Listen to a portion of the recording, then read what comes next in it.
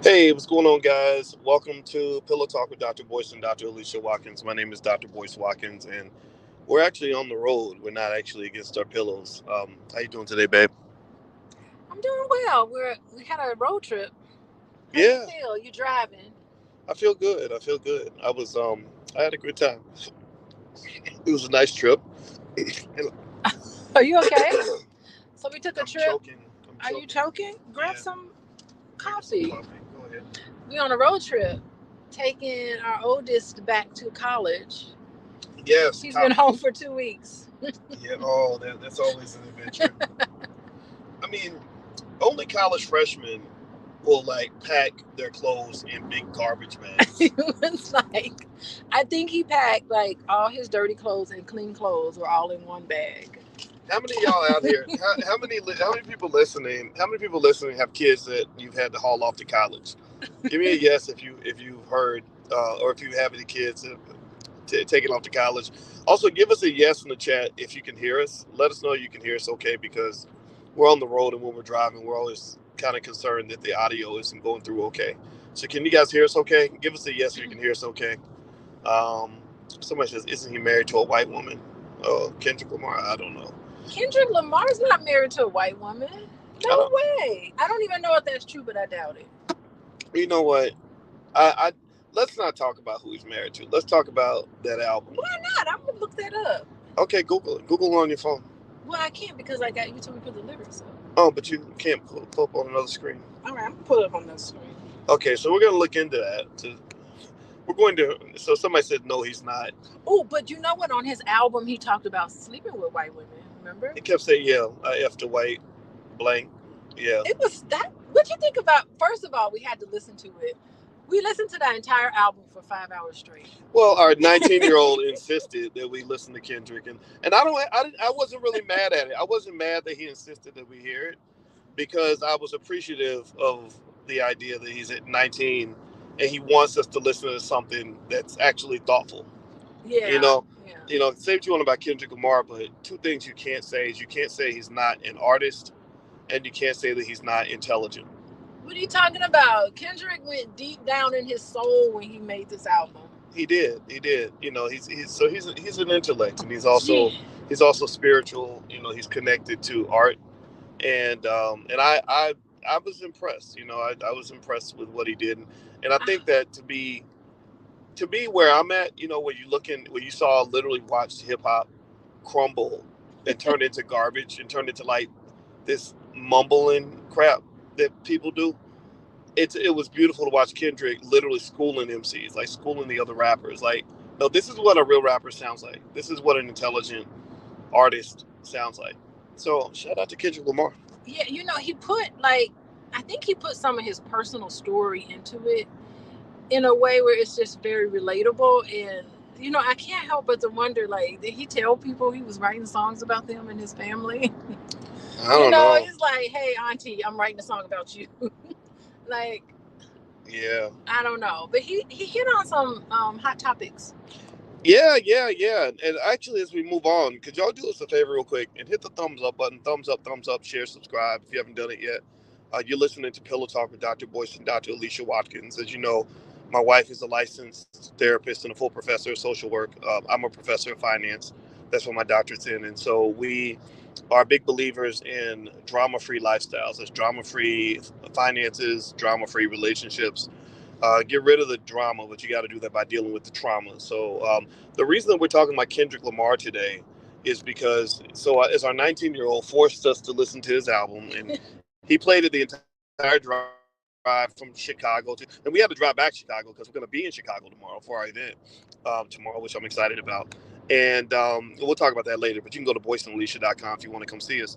But anyway, so he had us listening to this music, and it was almost like he was really working hard to get black people to kind of understand, like, you are traumatized.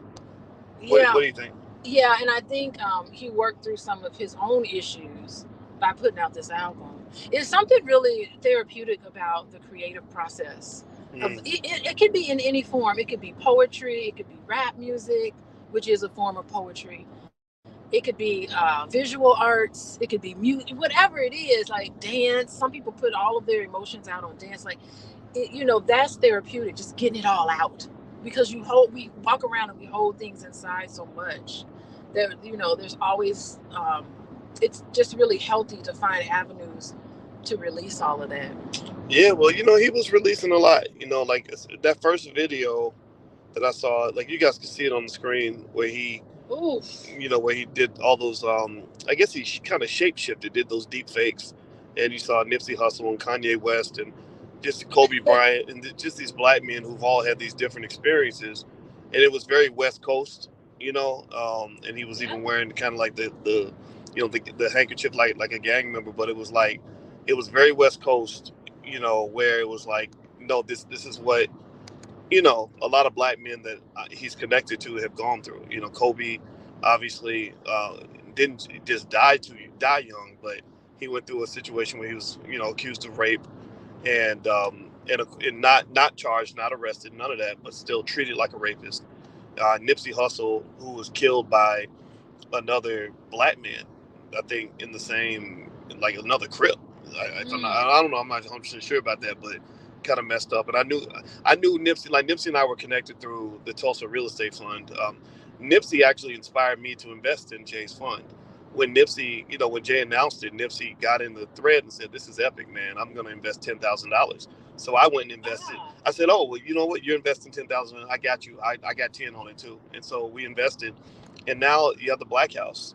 So Nipsey, you saw Kanye West, another black man that's been pretty traumatized in a lot of ways and expressing his trauma, out loud, until he disappeared on social media. And Will Smith. Let's not forget about that. Oh, he was Will. Did he do Will Smith? Yes, he did do That's Will Smith. right. Come Oh, on. Will Smith. Will But Smith. I mean, these are black men who've been through a lot, right? Well, these are definitely some black men that aren't even with us right now. Well, these are definitely black men that are heavily influential, primarily in the entertainment space, right? Actors, athletes, rappers. Dealing with a lot of pressure. Perhaps. Not having a voice. I mean, just all of that. I just felt like he was, when their face became his face, it was like he was speaking from kind of their perspective. Yeah. I thought that was cool. And then, what I saw there was like, when I was listening to the lyrics, I kind of really saw a reflection of the trauma that so many black men go through, and just like that reaction. Like, I really think I like the idea of people getting black people to kind of reflect on the fact that it's not normal when your child has 8 friends that got murdered before they finished high school. Right. Or dodging bullets on your way to class. That's not normal stuff. But in South Central, like, that was ground zero for all of that. Yeah, I mean, we just finished watching Snowfall. What is it, season 5 of Snowfall? It's been 5 seasons. Yeah, Snowfall's great. I mean, oh my God, poor Franklin. He just went through so much.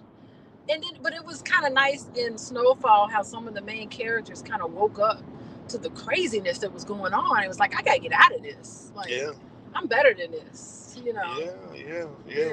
Yeah. So there was that one song that it kind of traumatized both of us with that relationship. What was the song called, baby? Wait, it's We Cry Together. We Cry Together. Yeah. Did anybody else hear any of that? Like, has anybody heard? I assume if you don't know who Kendrick Lamar is, he's a rapper on the West Coast. He's really good. Has anybody heard any piece of his album or anything like that? Again, we got lucky enough to hear it because our 19-year-old made us listen to it. I ain't gonna lie, I probably wouldn't have listened to it otherwise. But we old 50-year-old people, boys. Yeah, but I know a lot of rappers, so I try to keep up with what people are talking about. But I like Kendrick's music because I feel like he just really represents the essence of what hip hop is. But yeah, has anybody heard any of Kendrick Lamar's album? I don't know. Let us know, yes or no, if you've heard any of it. But so that song "We Cry Together" it's basically a couple that is fighting, and the chorus literally is "F you, F you, F you, F you." But then F you, bitch, F you, F you, Alicia, F you, F you, Alicia. Let's go back and forth. F you, like that's the chorus. The chorus is F you, and then the N word, and F you, and then the B word. The B word, and that's real, boys. Well, people argue like that. Yeah. Don't play around.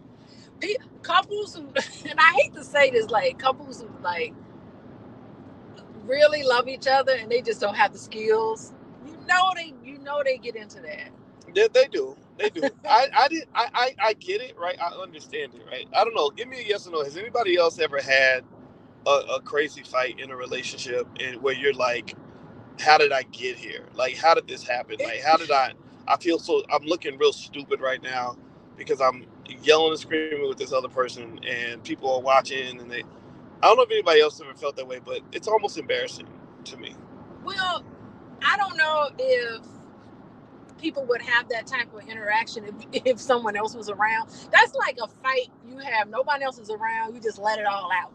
Like everything that was on their mind, they just got off their chest in a way that's not productive, okay? But it's still, the message came across, didn't it? Well, it really did. And in the song, they've said a lot of really hurtful things to each other. Goodness. Like her talking about, like, I wish I had blanked your cousins. Like, and I feel kind of like, I think my bigger question would be, and I'd like to get your thoughts on this, because you're the only licensed couples therapist that's on this conversation right now. But does it have to be that way? Like, I mean, do I have to holler and scream and fight and have chaos to experience love? Or can love be peaceful? Can love be at least respectful, where there's not all that yelling and screaming and saying mean things to hurt each other's feelings? I mean, I understand honesty. I appreciate honesty. But Lord Jesus, like, some words come out of your mouth, you can't take them back. Oh, yeah. Can it be peaceful? Yeah, it can be peaceful. But it's oftentimes not. And it was so interesting because my first reaction to that song was, this is a couple that'll be together for a long time. Couples like that don't break up typically. I think it's just like together forever. But is that true love, or is that just like an addiction to drama? I don't know if anybody else knows what I'm talking about, but I personally believe there's some people who can't be in a relationship if there's not chaos and drama and screaming and cussing and back and forth. Like I always say, fucking and fighting. Where you're going from one extreme to the other. It's either the water is too hot, it is scalding hot, or it's freezing cold. There is no like warm water. I like warm water, man. I kind of like peace. I mean, must that chaos exist? I mean, I think people that stay together like that are just people who are maybe addicted to each other, addicted to the sex, or addicted to something. But I don't necessarily know if that's healthy. Of course, it's not healthy. I just want to say that when I say that they love each other, like they're clearly there's clear insecurities there. And I mean, the real question is, do you really love me? That's what they were doing with each other.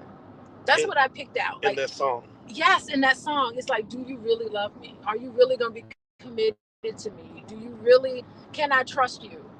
I mean, there was a lot of interesting, real topics about fidelity. Can I trust you? Can I trust you to really be with me and not anybody else? Can I trust you to have my back when I need you? Are you really committed to this relationship and to us? Like, I found those were the overarching themes. And the issue with attachment is that when things happen and then those realities are being threatened, that's when you start to have this fight with each other. And then it was just really interesting at the end. Of course, it ended with them kind of making up, of course. Mm-hmm. And so that's what happens. It's almost like after a fight, you have that make-up sex, that's all intense and powerful. That's an attachment thing. Like, I almost lost you in this fight and I'm so sorry about it. I really want to get you back. It's just the need to be together and to feel wanted. So underneath it all, the argument, the calling people names, all of that's not helpful. But I think underneath it all, it's just desire to be loved by somebody that you love.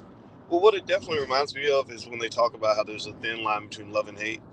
Like, it seems to me like a lot of times the people most likely to kill you are the people who used to love you. Yeah, well, they have to love you enough to want to see you die. Well, love and hate is the same thing. It's just, it's just one end of a perspective. It's the same knife. It just depends on where it's pointed. It's pointed in different directions. Is that what it is? If I don't love you, I can't hate you. It's just. If I don't love you, I can't hate you. Yeah, because if I don't really care about what you think of me, then you can't hurt my feelings. Mm. It's only when I love you. Like, you don't care if a stranger walks up to you and call you stupid. But if I called you stupid, your feelings would be hurt because you care so much. That is so true. And we'd be fussing. F you, F you. It's kind of like our relationship with white people. Like, we love white people so much that we care what they think. They call us a name. We lose our mind. I can't believe you said that. You ball raggedy, raggedy, black. I'm going to jail today. You called me the N-word. I'm going to jail today. I'm gonna go. I love you so much. I'm gonna go to jail just to punch you in the face for calling me out of my name. Calling me the N-word, which, by the way, about 5 people called you the N-word during the day. Right. 5 people that called you the N-word. It's just when a white person does it. White person does it. You put that on the high priority list. Like Uber Eats. You order Uber Eats, you get priority delivery.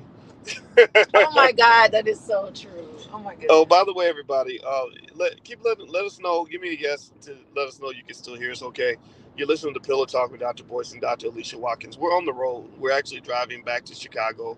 We're going to be in Chicago for a drama-free Sunday event. It's adults only, so don't bring your kids. But if you're in the Chicago area and you want to come to hang out with us, we are doing some exercises on how to have drama-free finances, drama-free relationships, and just a drama-free life. What are we doing, boys? What are we doing? Drama-free lifestyle. Okay. All right. Yeah, so we're ready for that. Yes. So if you want to join us, just go to boyceandalicia.com. And if you're not going to be able to join us, just still go to boyceandalicia.com, and you can get some tips on beginning the process of living a drama-free lifestyle, starting with drama-free relationships and drama-free finances. I know that a lot of people have drama, and it really is triggered by trauma. Like, right? It's like, so when I was listening to that song and I was listening to this couple like cussing each other out, saying things that were deliberately hurtful toward one another, it made me think about the fact that you had two traumatized people who were traumatizing each other. Like if I, because I'm hurt, now I'm really gonna hurt you, and that really bothered me. I mean, it was a cool song. The lyricism was great. It was very realistic because a lot of relationships go that way. But I think the question becomes, like, it seems like there's obviously better ways to handle that. So what do you do? Like, if you're in a relationship where you're dealing with somebody who insists on yelling, screaming, and cussing, throwing stuff, saying hurtful things, whatever, what if you just don't want to go to that level? Like, how do you think a person should respond to that? Well, yeah, I mean, clearly, once they start cussing at each other, you just need to say, okay, let's just end this conversation right now. Let's come back to it once we calm down. Like, they probably should not have let it go as long as that song. How long was that song? 3 minutes of just cussing and screaming. I don't know how the listener, I think a lot of people listening to that, it made them really uncomfortable to hear. Like, some people, I'm imagining to listen to that screaming and yelling. For some people to listen to it, it was probably very disruptive. Like, it probably was difficult to listen to that particular song. I bet for other people, maybe they didn't have that sort of reaction. But definitely, once you start raising your voice and you start saying stuff like calling each other names and things like that, somebody in that relationship, in that couple, in between the two, needs to say, let's take a time out. Let's take a time out. Let's come back to this later when we're nice and calm. And I really think, just for black men, my advice I always give black men is, if you're in a relationship like that with somebody who's a complete, drama queen, you might have a point where you just got to shut it down, and so in that song, what was the song called? We Cry Together, in Kendrick Lamar's album. Yeah, so in that song, honestly, I think it's very dangerous for a man to try to go there with a woman, because if it does escalate and there's violence or something, police get called, you're kind of going to deal with a different reality than anybody else. You're going to be seen as the perpetrator. And I made a decision last time I had a crazy blow up in a relationship really was the one. I mean, things happen, I guess, over time, but for the most part, the last time I had an out of control situation was like literally over 25 years ago. And at that time, I just made a decision, like, I am never, ever, ever going to participate in any of that. Like, if you take it to that level where we getting embarrassed and police getting called, or you showing up at my job and somebody's throwing stuff and whatever, I'm just gonna walk out, like, or disconnect. You know, it's hard. It's hard to stick with that though. But I mean, I think just for your own safety, you got to walk away from situations like that. Yeah. Well, I mean, clearly they're hurt because the name of the song is "We Cry Together." So it's like both of us are hurting, but we're together. We cry together. You know, we're crying together. We cry together. Well, you know what I would say? I would advise any young couple that really loves each other and wants to figure out how to maintain stability for the kids and stuff is, like, get some therapy. Like, get a couples counselor.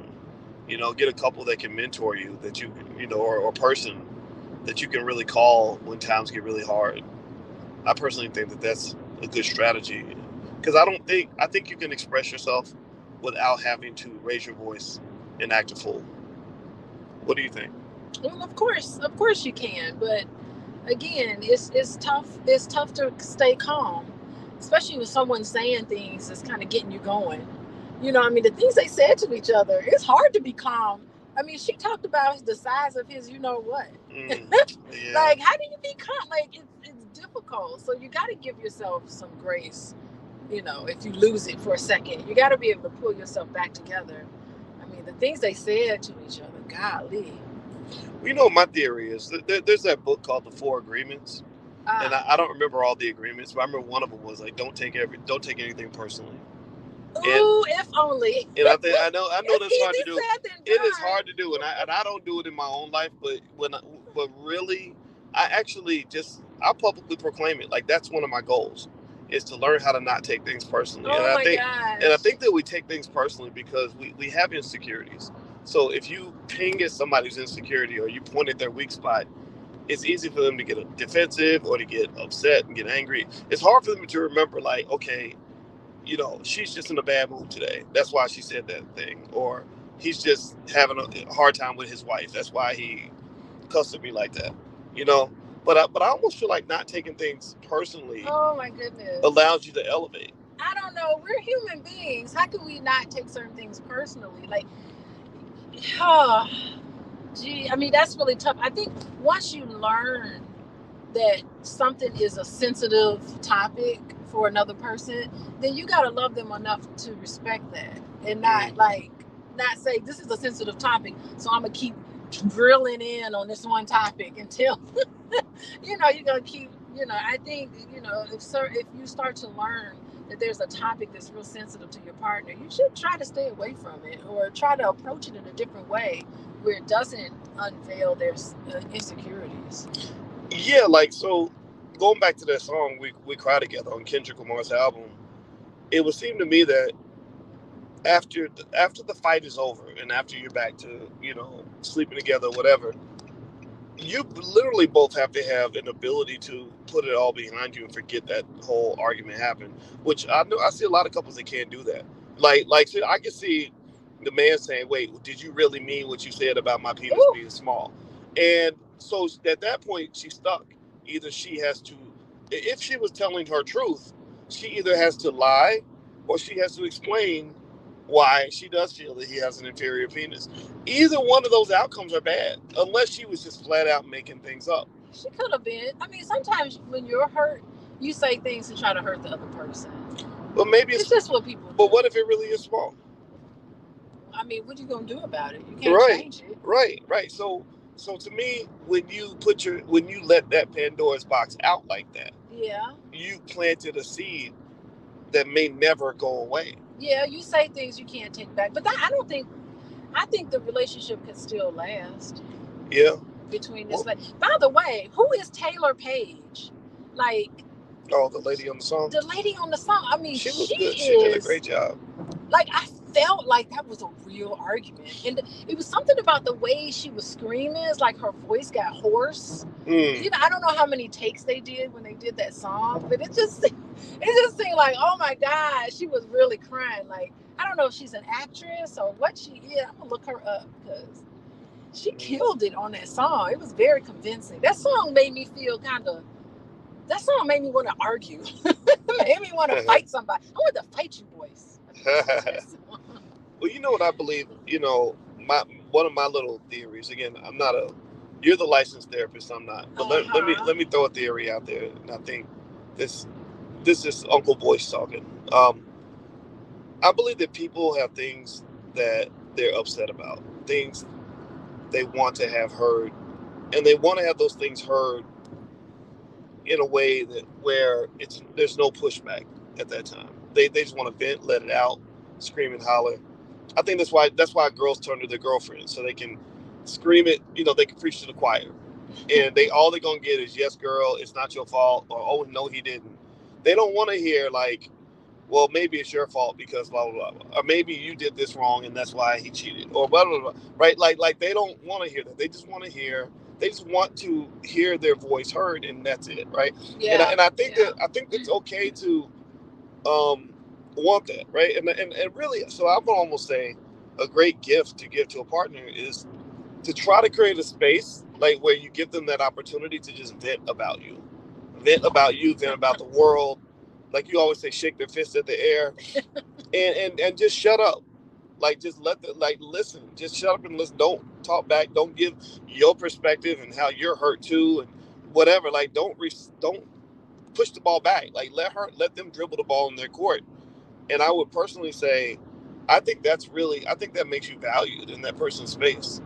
You know? I agree with that. And I also think that after you vent, demonstrate that you heard what they said, and then ask them, okay, so I heard you complaining about 1, 2, 3, XYZ. And then your next question should be, what do you want me to do differently? What do you need from me? Like, change that conversation to like something tangible. What is it that you need from me? So it sounds less like you're nagging or complaining, and it sounds more like we're going to have now a constructive conversation. Like, okay, this was terrible. What I did was awful, and acknowledge your part in that and apologize, of course. But then say, okay, moving forward, what can we do differently so that we're not back in this situation again? What do you want from me? What do you want me to do? Okay, and then it's up to you to say, okay, yes, I will do that. How do you feel now? Because that can de-escalate instead of escalating, which the whole song was all about escalation. Yeah, I think that's another thing too. I don't know if anybody, by the way, everybody, you're listening to Pillow Talk with Dr. Boyce and Dr. Alicia Watkins. We are both professors of, Alicia's expertise is in relationships, and so she's a full professor of social work. My area is finance. And we created the podcast because we were having so many interesting conversations against our pillow that we thought the world might want to listen in. So if you like what you're hearing, please hit the thumbs up button, thumbs up, share, subscribe. Also, you can visit boyceandalicia.com to get free tips on what we call the drama-free lifestyle. We want you to have peace. We want you to have happiness. We want you to get rid of the drama in your life. You can wash it out just like dirty clothes by addressing your trauma and by taking specific steps.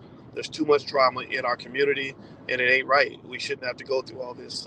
So basically, feel free to go to boyceandalicia.com. We give you some free tools to do that. Also, we're going to be in Chicago tomorrow, May 15th at noon. So if you're listening to this live, feel free to join us for a drama-free lifestyle event. It's adults only. It's at the South Shore Cultural Center. It's an awesome place. It's where we were going to get married. Yeah, it is. And then there's going to be refreshments and drinks and some networking too. Yeah. You wanted to do speed dating. I did. It just didn't work out. But we got to do a speed dating event. It's hard. I don't even want to go into it, but it's more difficult than you think. Speed dating is tough. It should be easy. But we got to do it because there's so many people that we know who are upset because they're forced to date raggedy people. There's so many people out here and that's what that Kendrick Lamar song also made me think about is there's some black people that are really trying to do better. Okay. By the way, we are talking about that tomorrow. What, the Kendrick Lamar song? No, we're talking about dating. We are going to talk about dating. Well, we got DWI. DWI. Dating with intention. I have thoughts on that, Boyce, but I'll save it for tomorrow. Okay. You're not gonna like what I have to say. I know. Well, you know what? You never like what I have to say. Let's just fight about it. We can fight about it. If you, Alicia. F you, Boyce. If you, Alicia. F you. F you. Well, yeah, so we're gonna have fun tomorrow, and we're probably gonna fill up. The space doesn't hold a ton of people, you may want to get your tickets in advance. They may have to turn some people away at the door because it looks like there's been a sudden surge of online purchases. So you may want to get your ticket online so you can guarantee your spot, because it's not gonna. We're gonna have to shut it down at a certain point just for fire marshal regulations and all that. But but if you want to join us, just go to boyceandalicia.com or boycewatkins.com and click on events. That way you can find out about our other events like the All Black National Convention, October 28th through the 30th in Charlotte. That's the big kahuna. And we will do speed dating at the convention. Oh, for sure. I'm protecting that. Well, we got a wedding from the last convention. Keisha Ravenel. That's right. Yeah, her husband, wasn't it Jada? Yes, Jedediah and Keisha. Yes. Yep. A high value man and a high value woman. Oh, stop. Stop. To use the Kevin Samuels terminology. Stop. Well, Jedediah is a solid black man, and Keisha is a solid black woman. And it makes me happy because they wouldn't have met each other if we hadn't had speed dating or had our convention. Okay. So they're going to have babies that are born. They need to name, if they have a boy and a girl, they should name their two children Boyce and Alicia. Absolutely. What? Come on. What? Come on. That's what I'm talking about. We're going to have a bunch of Boyce and Alicias walking. Yes, we should. I think about it. You got people out here naming their babies Kobe and, and like little Jordan and Hennessy. If people can name their baby Hennessy, then you should be able to name your baby Boyce and Alicia. Okay. And if it's I'm all for if it's transgender baby, it could be Bolisha. We're inclusive over here. We are. We don't discriminate. Non-binary people are welcome. They're welcome here. Everybody's welcome. That's right. Everybody's welcome. We got love for everybody. Anyway, okay, so let's. But but the speed dating I think is good because it's like when I think about that song, like I feel like there's so many black people that they're tired of the drama that they grew up with. They're tired of the chaos. They're tired of having raggedy relationships. They're tired of broken families. They're tired of all the things that are supposed to come with being black, and they just want to do better. And in a way, it's like creating a basketball team. If you decide you want to be a better basketball player, but you team up with guys who are out of shape, who can't shoot, can't dribble, and don't practice, well, your team's not going to be very good. And you're going to end up having to score all the points yourself, and you're still going to lose. Am I right or am I right? So instead, that's one way to look at it. Right. So instead, why not go to the basketball camp where they train the players and say, "Hey, I've been working hard to be a great teammate. I want to find a teammate that is worthy of me." Yeah, I ain't gonna lie. I mean, I think single ladies should be at the convention. Yeah, and single men too. And single men. The single men. I really do. If you have a hard time finding someone, because you're gonna have people from all over the world probably. Yeah, we always do at the convention. Always, yeah. So that's the place to be. I mean, of course you're there to get the knowledge, but you're also there to scope out the view. Well, it's knowledge, it's socialization, it's fun, it's energy plus intellect. Like I kind of feel like for men, what I'm really thinking about are men who maybe are like myself, who are thinking about their legacy, who actually have ambition and don't want to be punished for it.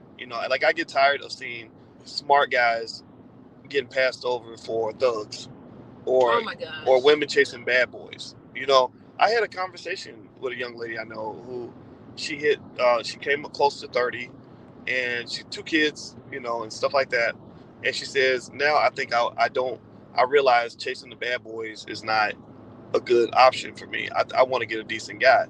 The problem is, that the things you do in your 20s stays with you, and I said, you're very sweet, you're a very nice person. And I'm sure you can meet a nice person to join your family. But, I kind of wish we understood these things early, or maybe that's the process. I mean, what do you think? Do you think it's just natural that in their 20s, women are going to chase the bad boys and then in their 30s suddenly realize like that being with a bad boy can come with a bad outcome? Well, you date at your level of esteem and self-worth. Wow. So it's, okay. Who you date is a reflection of how you see yourself. I can see that. So there we go. That's all I'm gonna say for that, because I'm talking about it more tomorrow. Yeah, buddy. Woo.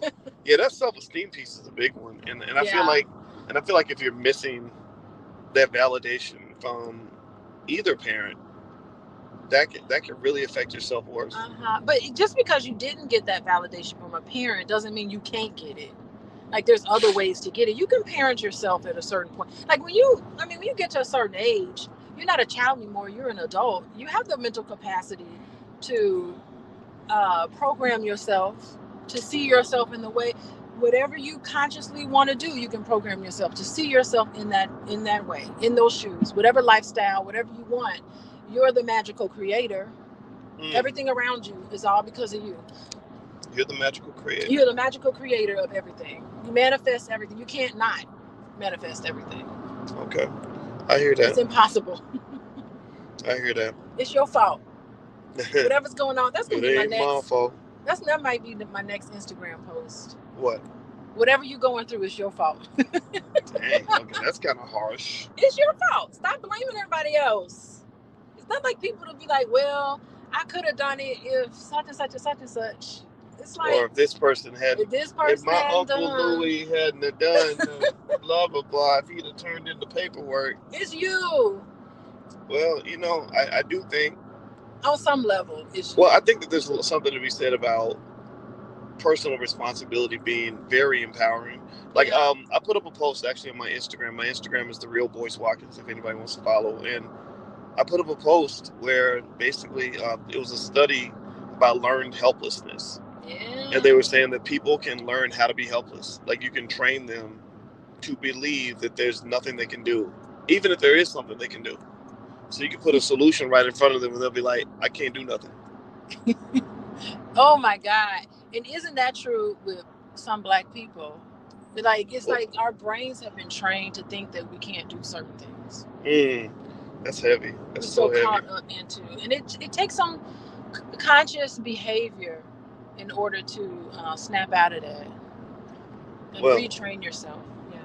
Well, I'm in agreement. I mean, I kind of think that addressing these things and addressing the brainwashing is absolutely critical for just healthier relationships in general. And I really think that if you're from an environment that doesn't have healthy relationships, I encourage people to go study relationships, like study how to be a good husband or be a good wife or be a good friend or whatever. Like, study models of family that you admire so you can learn.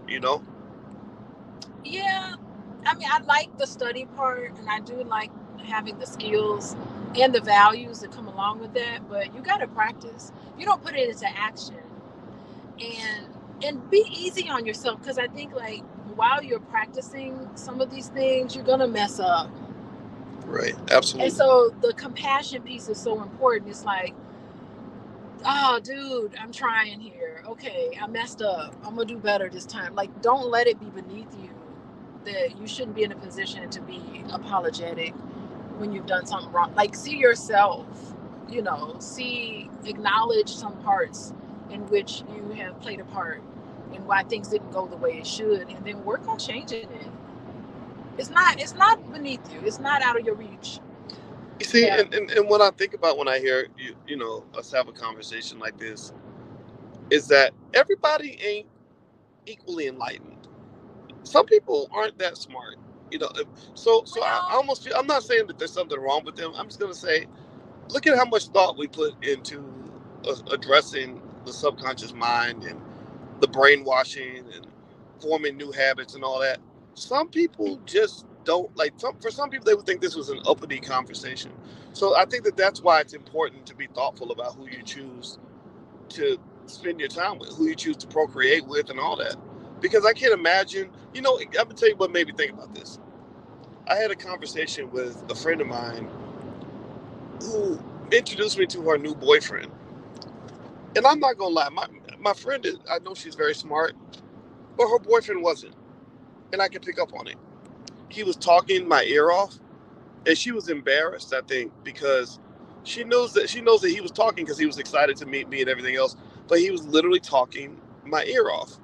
And she's like, and he wasn't really saying nothing. He was saying stuff that was like, it sounded like gibberish. And I just thought about it, and I almost felt bad and embarrassed for her, because I'm sitting there thinking, why did you pick this man as your boyfriend? He's not, he doesn't match you intellectually. So I don't know. I just think that's embarrassing when you're like with somebody who's just not that bright. It doesn't mean you have to hate dumb people. Just if you got that person around you and that's your partner, that's your representative, you got to think about that type of stuff. That I hear what you're saying, and there have been times I've thought that to myself. I don't really share. I wouldn't really openly share that, but I just shrug my shoulders and go, you know what? To each its own. Maybe he's smart in other ways, or she's smart in other ways. Maybe they have. I don't know. I mean, maybe. Who knows what people go through in the decision-making process they're in when they pick a mate. You just don't know where they are. And I think the biggest key is that all of us are on different developmental paths. So people are at different places. There's probably people who are way more involved than we are, Boyce. Yeah, of course. And they probably look at us like, okay, Boyce and Alicia, they'll come along, So, I mean, you guys need to have patience with people in their development. Because what'll happen is that you keep making the same mistakes over and over again. And then eventually you have to look back on that and say, okay, what can I do differently next time around? Well, you know what, I almost, one of my theories is that it seems to me that sometimes maybe we pick our relationships based on criteria that seems to matter at the time but doesn't matter as much later on, and we forget about certain things. Like how's this person going to look in front of my family? How's this person going to look in front of my business associates? What's it going to be like laying on the pillow next to this person and trying to have a conversation with this person? And I almost think, I mean, I guess there's ways around everything, but it almost seems to me like that's something to think about that a lot of people don't think about. Or you think about a man, or let's use an example. Like, I think about even Will and Jada. I wonder if Will Smith is a little embarrassed by Jada Pinkett's like her red table talk and some of the things Jada's done, or Jada going on, I think on the red table talk she said something about being addicted to porn and sleeping with that little kid, August Alsina. Like, some of these things are like, now in Jada's defense, she's like, I'm being honest. That the red table is a place for honesty and healing. Okay, I get that. She wants to tell her story to help others. Right. But good grief. But she's lifting the veil off of the mystique of the Smith family. It was better when we knew very little about them. Right. Like they were supposed to be like Barack and Michelle, Jay-Z and Beyonce. Yeah. Now they're not. They're becoming they're a step above Bobby and Whitney. Oh my God. Remember the reality show? Oh Lord. That was really something. And it's hard because like Will and Jada, like that's the couple. Like that was the couple. They were doing it together. And so it's hard to see them kind of fall off a little bit. And I hope their marriage lasts, but it doesn't seem like it will. But I hope it does. Yeah. I wish them the best. And falling off in a really ugly and public way. Yeah. And I feel like the Oscar slap, it didn't seem like that worked out for Will Smith. I mean, but maybe there's something I don't know. And almost like now you've been kind of banished from Hollywood a little bit, from the respected circles of Hollywood. So now you're kind of just another couple on the internet, but like a messy, dramatic couple on the internet. Oh. So I don't know. I just think about that. Like, I think about little things like that. And I can honestly say, like, when I wanted to marry you, the things that appeal to me about you is that, because you're smart, we can have great conversations together, when we're laying in bed.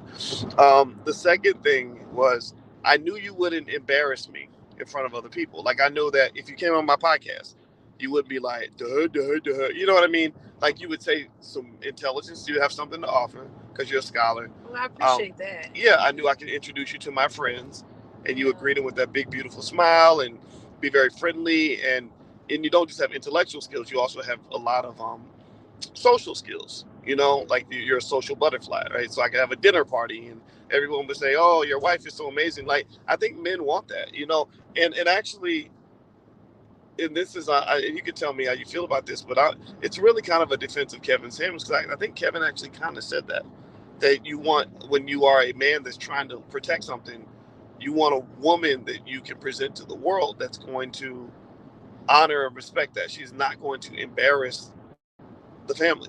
I think it's okay to say that. Yeah, I mean, love is not enough for you to settle down with somebody. I mean, I wish it would be. That'd be great. If all you had to do is just fall in love with somebody and then it'll just be like the best story ever. But it's not that easy. I mean, love is a necessary ingredient, but it is not everything to make this person your life partner, somebody you can marry. It's got to be more than just love.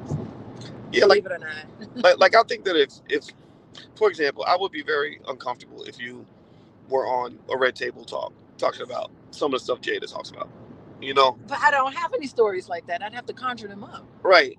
And even like I for real don't have any stories. Right. Like but even if they occurred, it's like I feel like that would be a private family matter. I don't see that being something like I'd probably be kind of like it's just TMI. It's yeah. Like, we don't even care. Do we care? We don't care. No, we don't. You know what?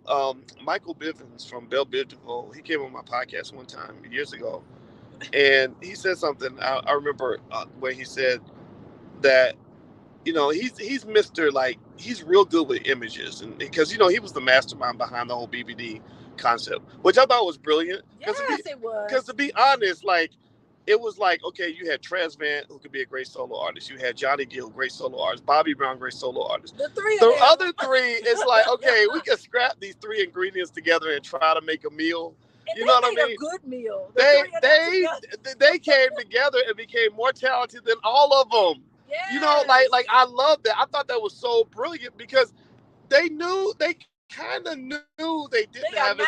They are not solo artists. Right. They didn't have Trez Vant, Bobby Brown talent. You know, and I said that, you know, Ronnie's a friend of mine, and I hope he doesn't think I'm being offensive by saying this. Oh, he knows it already. I think he knows it too, but they knew how to capture the image to create one of the greatest groups of all time. I think they're up there. They're definitely up there. Yeah, like I'm always quoting lyrics from the song. Like, can you? I talk about investing, and I'll literally quote Bell Biv DeVoe songs and New Edition songs. Like, can you stand the rain, and then never trust a big button to smile. I talk about that all the time. So Ronnie, that's one thing Ronnie brought up. He said, the other day I heard you say never trust a big button to smile. I said, yeah, because you got to be smart when you make your investments.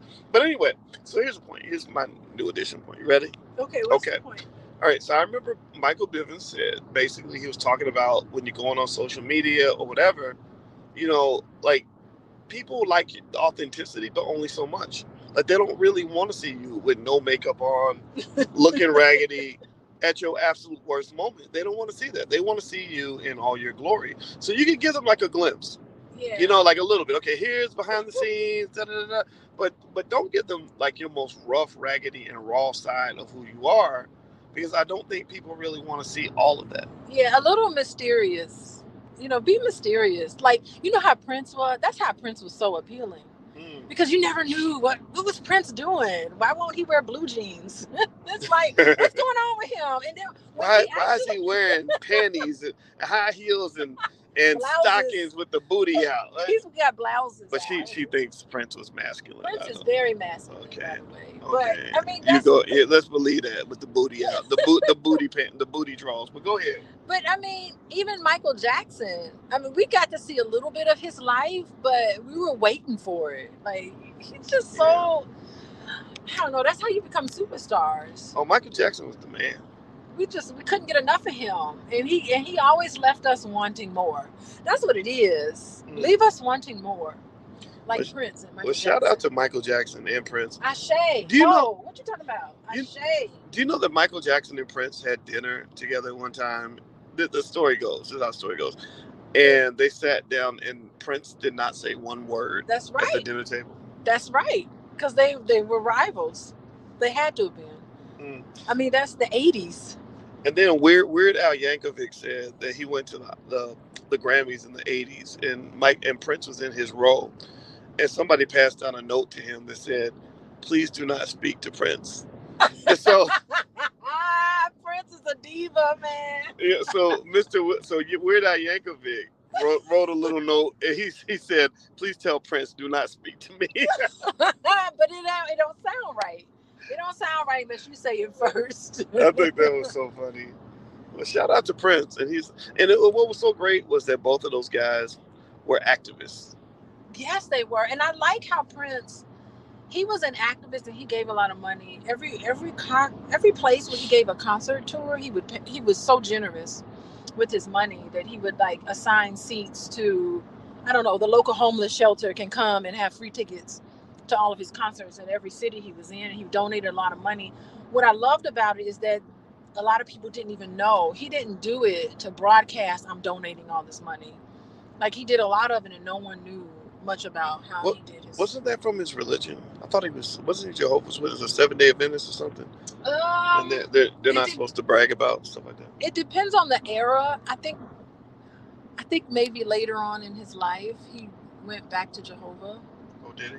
Okay. Yeah, I'm sure when he wrote the song Erotic City, he was not a Jehovah Witness. Like that wouldn't fly. Shout out to Prince. Yeah. Oh, by the way, everybody, you're listening to Pillow Talk with Dr. Boyce and Dr. Alicia Watkins. My name is Dr. Boyce Watkins. My expertise is finance. This is my wife, Dr. Alicia Watkins. She's a licensed therapist and a full professor of social work. If you'd like to learn more about what Dr. Alicia does or follow her on Instagram, you can go to Coaching with Dr. Alicia, coachingwithdralicia.com or at Coaching with Dr. Alicia. And make sure it's the real page, because apparently you have a fake Instagram page that has over 12,000 followers on it. I wish I could be as good as that fake page and all the bots. Yeah, the bots are winning. So the bots are winning. So the bots created a fake Alicia Instagram page. So if you see the fake one, make sure you report it. The real one is Coaching with Dr. Alicia or coachingwithdralicia.com. And also, if you want to join us tomorrow for our one day event in Chicago, we're only going to be there for one day. Feel free to go to boyceandalicia.com, or you can go to boycewatkins.com and click on events, and we'll see you there. All right. So any parting thoughts, babe, before we bounce out of here? Bravo to Kendrick Lamar. That's all I have to say. I was waiting for an album from him. We hadn't heard from him since the Black Panther, which is another epic album. And I think he's got more to say. This is just the beginning, I think. So. Yeah. Kendrick is a beast. He did a great job with that song. And for everybody out here that's dealing with trauma or drama in your life, just know it doesn't have to be this way. In fact, drama takes energy. And when something drains your energy, you don't have the energy to apply to achieving the things you want to achieve. So your energy has to be preserved. It has to be protected. It has to be efficiently aimed at the things that matter most to you. So if you go to boyceandalicia.com, we have some free tips, free training on how to implement a drama-free lifestyle, drama-free relationships, drama-free finances. We even have a Black Love Challenge. If you are in a relationship and you want your relationship to be optimized, we have the free Black Love Challenge you can take. So there's a lot of options, a lot of stuff that we have for you. So just go to boyceandalicia.com, get on the email list, and we'll send you tons of free stuff. So anyway, guys, it was great talking to you. It was real. Thank you all for joining us. I appreciate it. Goodbye, everyone. All right. Have a good day. We'll see you all soon, and hopefully we'll see you in Chicago tomorrow. boyceandalicia.com, or you can go to boycewatkins.com. You can click on events and check out other cities that we'll be in. We are going to be at the Essence Fest.